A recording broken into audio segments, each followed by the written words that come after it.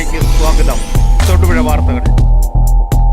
Thodupuzha Palakkad fast passenger service ഇന്നു മുതൽ ഇടുക്കി ഡിപ്പോയിൽപ്പെട്ട തൊടുപുഴ KSRTCക്ക് അവഗണനകളിൽ നിന്നും ചെറിയൊരു മോചനം. ഇന്ന് 4 മണിക്ക് തൊടുപുഴയിൽ നിന്ന് ട്രിപ്പ് ആരംഭിച്ച് അരിക്കുഴ, പണ്ടപ്പള്ളി, മൂവാറ്റുപുഴ, രാജഗിരി ആശുപത്രി വഴി ആലുവ, അങ്കമാലി, ചാലക്കുടി, മണ്ണുത്തി വഴി ആലത്തൂർ, പാലക്കാട് എത്തിച്ചേരുന്നു.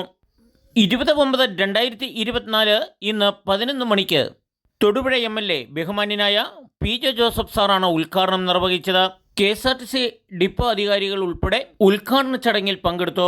ഇടുക്കി മേഖലയിലേക്കുള്ള KSRTCയെ സംബന്ധിച്ചോളം പുതിയ ബസ്സുകൾ അപാകതകൾ ഏറെ കാലമായിട്ട് ഡ്രൈവർമാരെയും കണ്ടക്ടറെയും പ്രതിസന്ധിയിലാക്കുന്ന രീതികളിലാണ് ഇപ്പോഴത്തെ സാഹചര്യങ്ങൾ.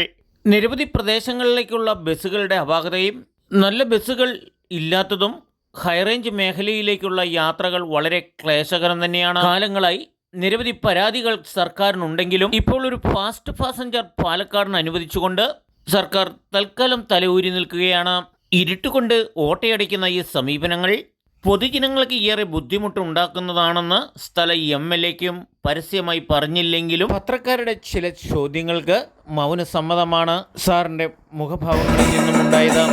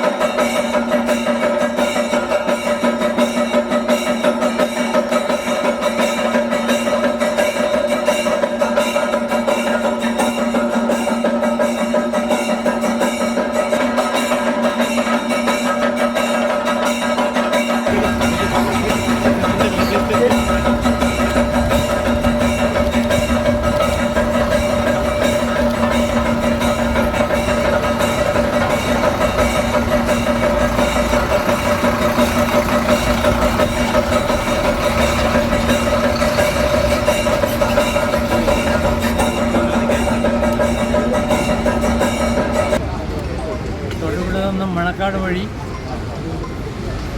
രാജഗിരി പെരുമാറുന്ന രാജഗിരി റൂട്ടിൽ പാലക്കാട്ടേക്ക് പോകുന്ന ബസ്സാണ് ഫ്ലാഗ് ഓഫ് ചെയ്തിരിക്കുന്നത്. തുടങ്ങി വെച്ച പഴയ റിംഗ് റോഡ് പദ്ധതി പലരും ഇപ്പോഴും പാതി വഴിയിലാണ്, കംപ്ലീറ്റ് ചെയ്യാൻ പറ്റുന്നില്ല. എന്തെങ്കിലും ഫോളോ അപ്സ് എന്തെങ്കിലും ഉണ്ടായിരുന്നു? ഈ സർക്കാർ ഫണ്ടിൻ്റെ അപര്യാപ്തത കൊണ്ടാണോ അത്തരത്തിൽ എന്തെങ്കിലും പ്രശ്നങ്ങളുള്ളത്? ഇല്ല, നടക്കുന്നുണ്ട്.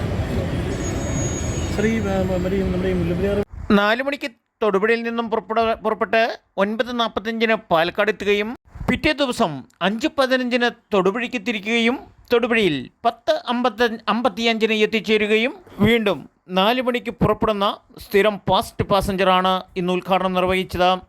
നാട്ടുരാജ്യ ന്യൂസിനു വേണ്ടി ക്യാമറയാൻ റിപ്പോർട്ടിംഗ് തൊടുപുഴയിൽ നിന്നും KK വിജയൻ.